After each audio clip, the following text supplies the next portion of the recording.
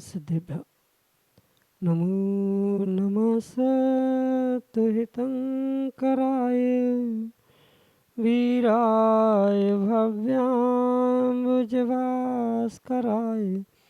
अनन्तलोकाय सुरार्चिताय देवादिदेवाय नमो जिनाय देवादिदेवाय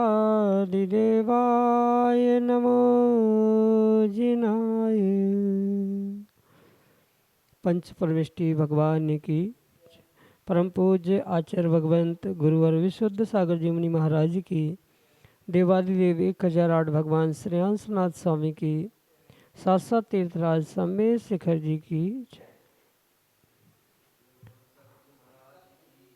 वह धरा धन्य है जिस धरा पर तीर्थंकर भगवंत जैसी महान आत्मा ने जन्म लिया, और मात्र जन्म ही नहीं लिया, वहाँ पर उन्होंने निर्विकल्पता का मार्ग प्राप्त करते हुए निर्ग्रंथ पद को प्राप्त किया और सर्वत्र लोक को जानने का अनूठा उपाय केवल ज्ञान को भी प्राप्त किया।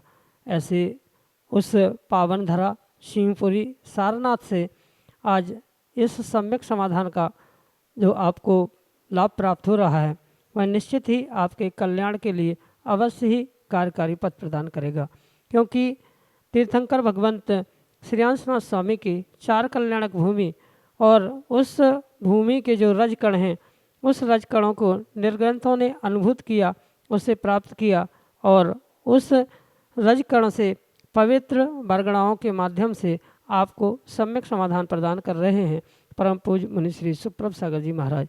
परम पूज्य आचार्य भगवंत गुरुवर विशुद्ध सागर जी महाराज की महती अनुकंपा है कि परम पूज्य मुनि श्री सुप्रभ सागर जी महाराज ने ऐसे आत्म कल्याण की अनूठी विधा हमें प्रदान की है जो निश्चित ही हमारे कल्याण का दिग्दर्शन कराने वाली है। परम पूज्य मुनि श्री आपको अपने अनमोल समय से समय निकाल करके और सम्यक समाधान रूपी अनूठी विधा प्रदान कर रहे हैं। जैसा कि आपको विदित ही है कि परम पूज्य मुनि श्री का मंगल विहार शाश्वत तीर्थराज सम्मेद शिखर जी के लिए चल रहा है और उसी क्रम में आज का सम्यक समाधान शिवपुरी से आप भी अपना समीचीन विकल्प भेजें और परम पूज्य मुनि श्री से उस तीर्थंकर भगवंत की रजकण से पवित्र उस धरा से अनेक ऐसी पावन स्थलियों से तीर्थस्थली से सम्यक समाधान प्राप्त करने का पुरुषार्थ करें। प्रारंभ करते हैं आज का सम्यक समाधान और आज के पहले विकल्प के लिए श्रीमती चंदा जैन, डॉक्टर मगन जैन, आष्टा मध्य प्रदेश से महाराज श्री के श्री चरणों में कोटि कोटि नमोस्तु निवेदित करते हुए अपना समीचीन प्रदर्शन रख रहे हैं कि हे परम आराध्य गुरुदेव, आपके श्री चरणों में कोटि कोटि नमोस्तु।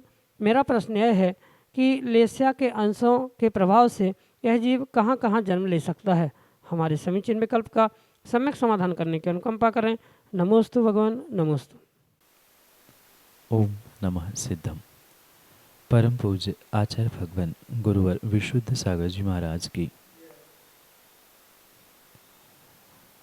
कसायों से अनुरंजित जो आत्मा के परिणाम होते हैं, जो योगों के साथ परिणाम और परिणति को तय करते हैं, उन्हें आगम के परिप्रेक्ष्य में लेशा कहा जाता है। सामान्य रूप से जिसे परिणामों का रंग कहा जाता है वह भावलेशा, और उन भावलेशाओं के प्रभाव से जीव अपने जीवन में कर्मों को प्राप्त करता है, उसके आश्रवबंध को प्राप्त करता है, और आश्रवबंध जहाँ है वहाँ आने वाले समय में उनका उदय भी स्वाभाविक रूप से देखने में आता है। इसलिए उन लेशाओं के प्रभाव से जीव कहाँ पहुँचता है, कहाँ जन्म लेता है, इसे समझने के लिए पहले लेशाओं का विभाजन समझने की आवश्यकता है। मतलब 6 लेशाओं में से जो 3 लेशा शुभ कही जाती है, पीत, पद्म, शुक्ल, और 3 लेशा जो अशुभ कही जाती है, कृष्ण, नील और कापोत, इन 6 लेशाओं के शुभ अशुभ परिणमन के निमित्त से ही उसके प्रभाव से होने वाला कर्माश्रव, कर्मोदय आदि निर्णित किया जा सकता है। कहने का मतलब ये है कि शुभ लेशाओं से, शुभ लेशाओं के प्रभाव से जीव स्वाभाविक रूप से शुभ गतियों को, शुभ कर्मों को प्राप्त करता है और उनका जन्म भी शुभ योनियों में, शुभ आयु में ही होने की संभावना है, क्योंकि लेशा का परिणमन शुभ है और शुभ लेशा का प्रभाव शुभ रूप ही होता है। वहीं पर अशुभ लेशा का अगर परिणमन चल रहा है या अशुभ लेशा का प्रभाव है तो अशुभ लेशा के कारण से जीव अशुभ पाप कर्मों को ही प्राप्त करेगा और पाप कर्मों के निमित्त से जो पाप प्रकृति रूप अशुभ गतियाँ स्वीकार की गई है, नरक गति, तिर्यंच गति आदि, इन स्थानों पर जीव पहुंचता है। पर सामान्य रूप से लेशा के अंशों का प्रभाव आने वाले समय में कहाँ जन्म लेगा ये मात्र सामान्य नहीं कहा जा सकता। उसके लिए स्पेसिफिकेशन समझना बहुत आवश्यक है। मतलब कौन सी लेशा के अंश किस समय पर चल रहे हैं, उसका प्रभाव कैसा है, कितना है, उस पर निर्भर कर सकता है कि जीव अगले जन्म में कहाँ पहुँचता है। क्योंकि अगले जन्म में जीव कहाँ पहुँचना है ये मुख्यतः से आयु कर्म तय करता है और उस आयु कर्म के बंध अपकर्षण काल में जो लेशा का अंश या जिस शुभ अशुभ लेशा का परिणमन जीव का चल रहा है वैसा ही प्रभाव उसके लिए उस जन्म पर या आयु कर्म के साथ उसके परिणमन के निमित्त से वह आने वाले जन्म या आने वाले गति, आने वाली आयु पर बनते हुए देखने में आता है। इसलिए जब तक स्पेसिफिकेशन नहीं है कि कौन सी लेशा का अंश कितना प्रभावशाली है, क्या परिणमन उन लेशाओं का चल रहा है, तब तक आने वाले जन्म की गति या आयु या स्थान आदि निर्धारित स्पेसिफाई नहीं किया जा सकता। सामान्य रूप से जैसे लेशाओं के अंश है, बंध अपकर्षण काल में जैसा उनका परिणमन है वैसा ही शुभ अशुभ लेशा रूप, शुभ अशुभ गति, शुभ अशुभ आयु रूप जीव उन स्थानों को अगले जन्म के रूप में प्राप्त करता है। यही आपके लिए सम्यक समाधान। सतीश जैन, हरदुआ, मध्य प्रदेश से अगले समीचीन विकल्प के लिए। जो कि पावन चरणों में त्रिवार नमोस्तु। महाराज जी, मेरा क्वेश्चन है कि जीवन में ऊंचाई को प्राप्त करना बहुत बड़ी बात नहीं है, लेकिन उस ऊंचाई को प्राप्त करने के बाद उसको स्थिर बनाए रखना ये कैसे हो सकता है? मेरा सम्यक समाधान कीजिए। ये बात तो परम सत्य है कि जीवन में किसी भी कार्य में या सामान्य जीवन में ऊंचाई प्राप्त कर लेना फिर भी आसान हो सकता है, पर उसे कायम रखना उतना ही मुश्किल है।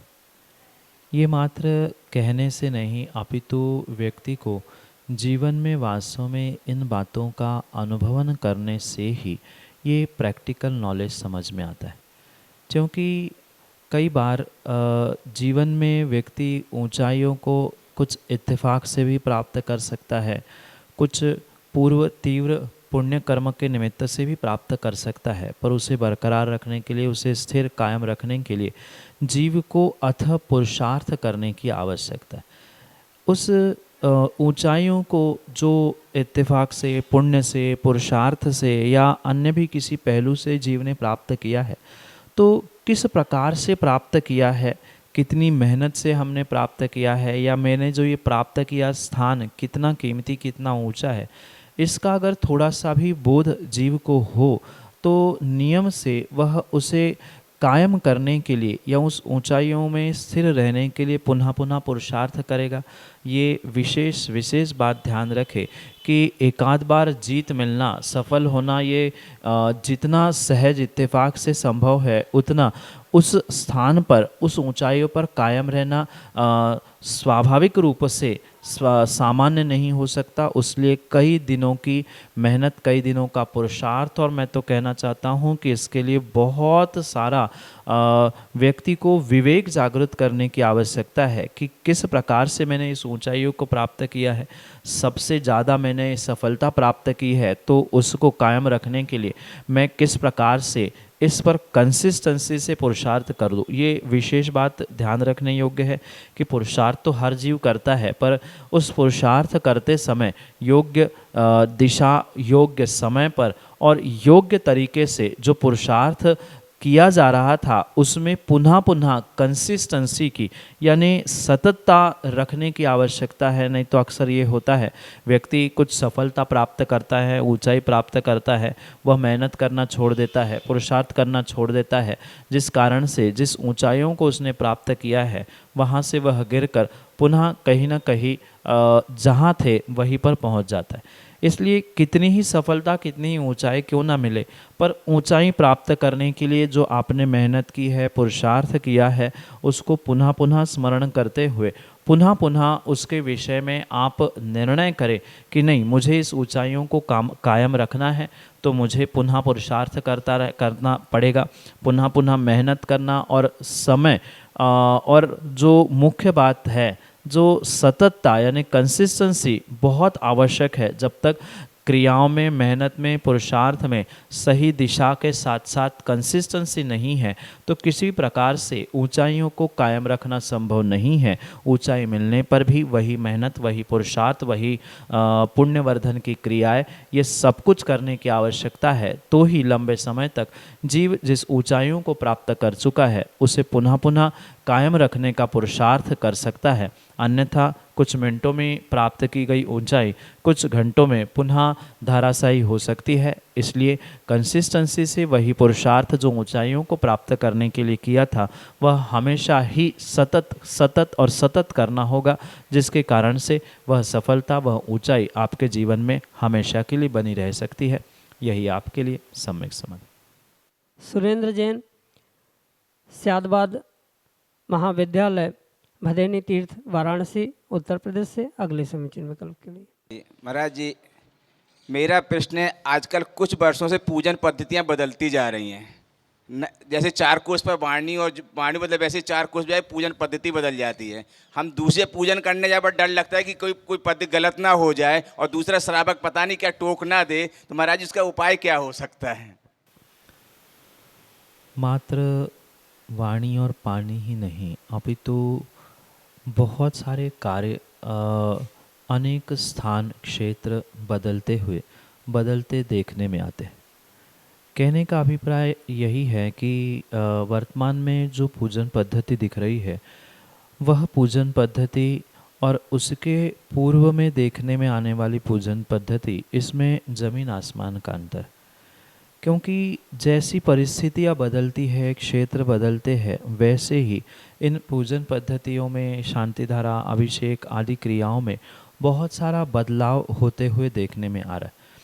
क्योंकि ये जितनी भी पूजन पद्धति है, शांति धारा, अभिषेक आदि जो कार्य कहे हैं, ये मात्र और मात्र भगवान की पूजन पाठ के लिए ही नहीं, मंदिर के रखरखाव के लिए नहीं, अपितु व्यक्तिगत रूप से श्रावकों की विशुद्धि के साथ पुण्यार्जन, पाप के निर्जरा आदि के निमित्त से ही मुख्यतः से की जाती है। अन्य इसके पीछे कोई भी अभिप्राय नहीं है। इसलिए पूजन आदि करते समय ये आपको ध्यान रखने की आवश्यकता है कि पूजन पद्धति कैसी भी क्यों ना हो, पर वहाँ पर हमारी भावों की विशुद्धि कैसी बन रही है ये समझने की आवश्यकता है। ये आपकी समस्या भी बिल्कुल सत्य है कि पूजन पद्धति अनेक स्थानों पर अलग अलग होने से कहीं नए स्थान पर पहुंचकर या अन्य दूसरे मंदिर, दूसरे वेदी पर भी पहुंचकर अपने हिसाब से पूजन पद्धति या पूजन पाठ करते हुए डर लगने की संभावना है। पर मैं तो ये कहना चाहता हूँ, हमें डरने की आवश्यकता नहीं है, क्योंकि मंदिर की व्यवस्था मंदिर की हो सकती है, हमारी निजी व्यवस्था हो सकती, पर यह भी ध्यान रखने की आवश्यकता है कि उस स्थान, उस क्षेत्र पर पहुंचकर हम कोई अतिरेक ना कर ले। क्योंकि कई सारे ऐसे वर्तमान में मंदिर है जहां अन्य पूजन पद्धति की व्यवस्था में या अन्य कई सारी क्रियाकलापों में बंदिशें लगाई गई है। तो ये समझे कि हमारी कितनी ही पूजन पद्धति उचित क्यों ना हो, पर यद्यपि शुद्धम लोक विरुद्धम ना करणीयम ना चरणीयम, मतलब कितना ही हमारा आगम के अनुसार पूजन पद्धति का उपक्रम हो या अन्य किसी प्रकार से भी हम उत्कृष्ट कर रहे हैं, पर वहाँ की अगर लोकल समाज, लोकल परिस्थिति या वहाँ की व्यवस्था अगर कुछ भिन्न है तो हमें उस स्थान पर पहुंचने पर बिल्कुल उनके ही हिसाब से या उनको कष्ट ना हो इस प्रकार से ही पूजन पाठ आदि करना चाहिए। बहुत अच्छी बात तो यही है कि उन स्थानों पर पहुंचकर सबसे पहले हम देखें, समझे, पूछे कि भैया आपके यहाँ किस प्रकार से अभिषेक या पूजन आदि होती है, हम उसी प्रकार से करें।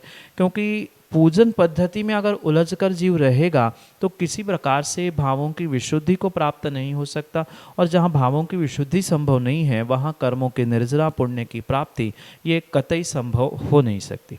इसलिए शुभ क्रियाओं के पीछे भावों को अशुभ करना, अशुद्ध करना, लड़ाई झगड़े करना, हमारे यहाँ ये नहीं होता है फिर भी ज़बरदस्ती करना, या बहुत सारे ऐसे जो विकल्प है, इन विकल्पों को छोड़कर हमें तात्कालिक परिस्थिति को समझते हुए पूजन को करने की आवश्यकता है।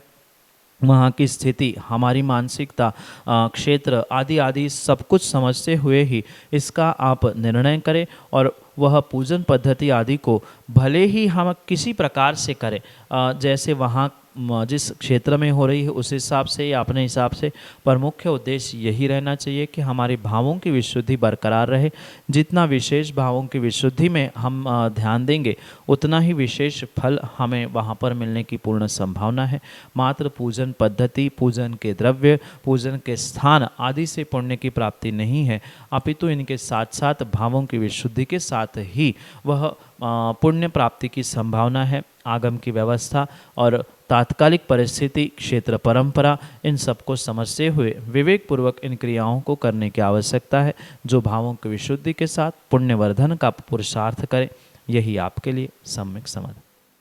शिवम जैन, खनियाधाना, मध्य प्रदेश से अगले समीचीन विकल्प के लिए। महाराज श्री के चरणों में बारंबार नमोस्तु। महाराज श्री, एक जिज्ञासा थी कि वर्तमान में विद्वत शास्त्रों को पढ़कर बन तो जाते हैं, परंतु विद्वानों को एक अनिवार्य आचरण क्या होना चाहिए, एक अनिवार्य आचरण जहाँ तक हमें करना चाहिए, और अगर हम आचरण को ज़्यादा महत्व देंगे तो आगे वाली जो पीढ़ियाँ हैं कहीं वो विद्वान बनने से डरेंगी तो नहीं? समाधान कर महाराज श्री, नमोस्तु। बहुत बढ़िया। विद्वान अगर वास्तव में सम्यक दृष्टि है, उसका ज्ञान सम्यक ज्ञान है, तो स्वाभाविक रूप से उसके पास एक सम्यक दृष्टि का आचरण तो नियम से होगा ही होगा। जिसे आगम के परिप्रेक्ष्य में आचार्य भगवंतों ने सम्यक्त्वाचरण चारित्र कहा है, यानी सम्यक दर्शन के साथ जो क्रियाओं को पालन करने का विवेक उसके पास जागृत होता है, वह उन विद्वानों के पास होना ही आवश्यक नहीं अपितु अनिवार्य है। कोई कुछ समझे, कोई कुछ कहे, पर वास्तविकता तो यही है कि सम्यक ज्ञान के साथ साथ एक देश आचरण सम्यक तो होगा ही होगा। ये सत्य है कि सम्यक चारित्र जो महाव्रतों के साथ मुनिराजों के पास है वह संभव नहीं है, या एक देश चारित्र भी जो श्रावकों के लिए प्रतिमा आदि रूप कहे है वह भी अनिवार्यता से भले ही नहीं, पर कम से कम एक जैन कुल में हम जन्मे हैं, सच्चे देवशास्त्र गुरु को मानते हैं, आस्तिक, अनुकंपा, प्रशम, संवेग, इन गुणों से मैं युक्त हूँ। कम से कम ऐसा अनिवार्य आचरण उन विद्वानों में होना ही परम आवश्यक है। अगर कुछ वर्ष पूर्व आप विद्वानों की श्रृंखला को अगर देखें तो वहाँ पर आप देखा होगा कि उन पुराने विद्वानों ने कभी भी अभिषेक पूजन या मुनिराज मिल जाए तो उनको आहार दिए बिना कोई भी अपना दिनचर्या का पुरुषार्थ प्रारंभ नहीं किया। आज वर्तमान में कई सारे स्थानों पर हम देखते हैं विद्वान आते भी है, बुलाया भी जाता है, आते हैं, ना उन्हें पूजन पाठ से, न भगवान के दर्शन अभिषेक से, न मुनिराजों के आहार आदि देने से कोई विकल्प रहता है। अपना 2-4 दिन का आयोजन संपन्न कर लिया, वे पुनः अपने यथास्थान लिफाफा लेकर पहुंच गए। तो ये सब कुछ विवेक पूर्वक समझते हुए ही पुरुषार्थ करने की आवश्यकता है कि कम से कम इतना जो पुराने विद्वानों ने एक परंपरा बनाई थी कि पहले अभिषेक पूजन करना, भले ही वे कितने प्रतिष्ठाचार भी क्यों ना बने होते, पर वे सबसे पहले प्रतिष्ठा प्रारंभ करने से पूर्व ही अपनी स्वयं की पूजा, अपने स्वयं के पाठ आदि करते हुए ही क्रियाओं को प्रारंभ करते थे। जैसे एक सम्यक दृष्टि के लिए आचार्य भगवंतों ने कहा है कि वह सप्त व्यसनों से मुक्त होता है। कम से कम सप्त व्यसनों से उसका निराकरण होना, यानी सप्त व्यसनों का त्याग, रात्रि भोजन का त्याग, भक्षाभक्ष का विवेक रखते हुए भोजन करना, इतना तो कम से कम अनिवार्य आवश्यकता है उस सम्यक ज्ञान को प्राप्त करने वाले विद्वानों के लिए। ये कहने से काम नहीं होगा कि अगर आचरण कंपलसरी रखेंगे, अनिवार्य रखेंगे, तो आने वाले समय में विद्वान नहीं बन पाएंगे। हाँ, सत्यता तो यही है कि विद्वान की पहचान तो सम्यक ज्ञान से होती है, और सम्यक ज्ञान तभी स्वीकार किया जा सकता है जब वह सम्यक्त्वाचरण चारित्र के साथ होता है, जो 7 व्यसनों से मुक्ति रूप कहा है, कम से कम 5 उदंबर फलों का त्याग और 3 मकारों के त्याग रूप जो अष्टमूल गुण कहे हैं, उनका परिपालन करना, प्रतिदिन देवदर्शन का नियम, प्रतिदिन अभिषेक पूजन, मुनिराज मिल जाए तो उनको आहारदान आदि सब कुछ क्रिया करते हुए ही अगर उनका आचरण है तो ही वास्तव में आगम के परिप्रेक्ष्य में वह सम्यक ज्ञान है। अन्यथा ज्ञान होने से वह पंडित विद्वान तो कहलाए जा सकते हैं, पर वास्तविकता में वह विद्वत्ता तभी झलकती है जब उनके भीतर इन अनेक क्रिया आचरण रूप एक विशेषता झलकने लग जाए। इसलिए आने वाली पीढ़ी को भी ये समझना होगा कि मात्र कोरे शब्दों के ज्ञान से विद्वत्ता नहीं मिल सकती। वास्तविकता में जो भीतर के आत्मज्ञान रूपी निर्णय जिसने किया है कि नहीं, मैंने अगर पढ़ा है कि रात्रि भोजन नहीं करना चाहिए, तो मात्र पढ़ने और दूसरों को सुनाने से काम नहीं होगा। जैसे कई बार आपने भी प्रवचनों में सुना होगा या सुनाया होगा, मात्र प्रवचन का भट्टा अलग है और घर के भट्टा अलग है, ऐसा कहने से काम नहीं होता है। जो कहा जा रहा है वह कम से कम आचरण में आना आवश्यक ही है। ठीक है, महाव्रत नहीं धारण कर पा रहे हैं, अणुव्रत भी धारण नहीं कर पा रहे हैं, पर कम से कम जो कुलाचार जैन धर्म के कहे है, सम्यक्त्वाचरण चारित्र कहा है, उसको तो अनिवार्य रूप से पालन करने की आवश्यकता है। तभी वास्तव में उनकी विद्वत्ता है। आने वाली पीढ़ी क्या सोचे क्या नहीं सोचे, ये उसकी भूमिका आज के विद्वानों पर निर्भर करती है। आज के विद्वान अगर इन प्रकार के आचरणों के माध्यम से, जिन प्रकार के आचरणों ने किन्हीं बुजुर्ग आचरणों ने आपके लिए प्रदान किए हैं, आज की पीढ़ी के लिए प्रदान किए हैं, वह आज की पीढ़ी उसे ग्रहण करे और आने वाली पीढ़ी को यही दिखाते हुए सिखाने का प्रयास करे, तो ही वह वेदवत्ता की जो श्रृंखला पूर्व काल से हमारे भारत में एक महान जैन धर्म की प्रभावना कर रही थी, ऐसी प्रभावना करती हुई आगे बढ़ सकती है। यही आपके लिए सम्यक समाधान। चमत्कार जी, सवाई माधोपुर राजस्थान से आशीष जैन मवई, अगले समीचीन विकल्प के लिए। मुनिवर के चरणों में सादर नमस्तु। महाराज श्री, मेरा प्रश्न यह है कि आज भौतिकता में देखा जाता है कि जो संस्कृति हमारी होती है वो खंडित होती जा रही है, और आज की जो महिलाएं होती हैं वो मतलब अंग ढकते हुए ना मंदिर में प्रवेश करती हैं और अमर्यादित वस्त्रों में प्रवेश करती हैं, तो क्या ये उचित है? नमस्ते महाराज श्री। महिला का दूसरा नाम मर्यादा है। जब तक नदी 2 पात्रों के मध्य में मर्यादा से बहती है तब तक उसे नदी कहा जाता है, अन्यथा मर्यादा का उल्लंघन करते ही वह बाढ़ या बाढ़ का पानी कहा जाता है।